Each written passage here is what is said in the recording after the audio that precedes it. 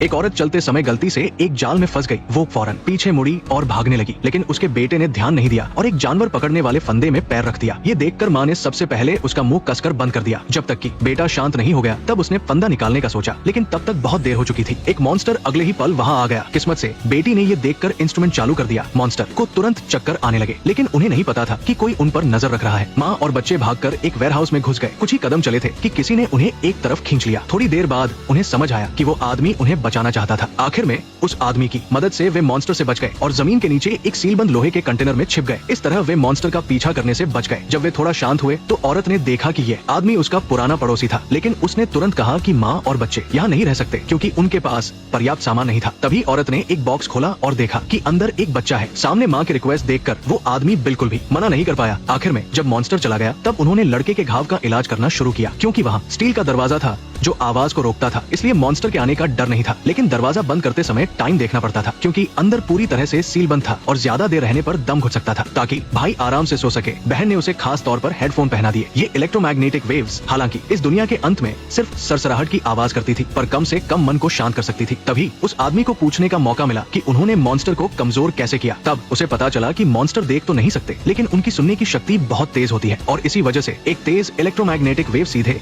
उनके दिमाग में इंटरफेयर करती है। लेकिन तभी बेटा अचानक जाग गया, क्योंकि उसके सिर पर लगे हेडफोन से एक गाना सुनाई दिया। ये साबित करता था कि कोई रेडियो ब्रॉडकास्ट कर रहा है। वो आदमी तुरंत उनका मतलब समझ गया, लेकिन उसने साफ मना कर दिया, क्योंकि वो जानता था कि इस दुनिया में बचे हुए इंसान मॉन्स्टर से भी ज्यादा खतरनाक है। लेकिन बहन ने हार नहीं मानी और रात में अपने भाई से बात करने गई, क्योंकि उसने ब्रॉडकास्ट के चैनल से सेंडर की लोकेशन पता लगा ली थी। बस उन्हें ढूंढना था। तो वे ब्रॉडकास्ट का इस्तेमाल अपनी अल्ट्रासोनिक वेव्स भेजने के लिए कर सकते थे, ताकि इंसानों को मॉन्स्टर्स खत्म करने में मदद मिल सके। लेकिन भाई ने इसका विरोध किया, क्योंकि उनके फादर भी बहन की तरह मॉन्स्टर्स को खत्म करना चाहते थे। लेकिन नतीजतन वे मॉन्स्टर्स का शिकार हो गए। इस बात ने लड़के के मन में एक गहरा सदमा छोड़ दिया था, लेकिन लड़की ने जाहिर तौर पर हार नहीं मानी थी। जब लड़का अगले दिन उठा तो वो एक नोट छोड़कर अकेले ही ब्रॉडकास्ट करने वाले को ढूंढने निकल गई थी। जब ये सब माँ को पता चला तो वो तुरंत उस आदमी के पास मदद के लिए गई। बेशक ऐसा इसलिए नहीं था कि वो डरपोक थी, बल्कि इसलिए क्योंकि उसे बच्चे की देखभाल भी करनी थी। वो आदमी भी ये रिस्क नहीं लेना चाहता था, लेकिन सामने खड़ी औरत को देखकर वो समझ गया कि एक माँ के लिए 3 बच्चों के साथ इस दुनिया में रहना कितना मुश्किल है। आखिर में उसका दिल पिघल गया और उसने बाहर जाकर उसे ढूंढने में मदद करने का वादा किया। और दूसरी तरफ लड़की एक बड़ी मुसीबत में पड़ गई थी, क्योंकि एक ट्रेन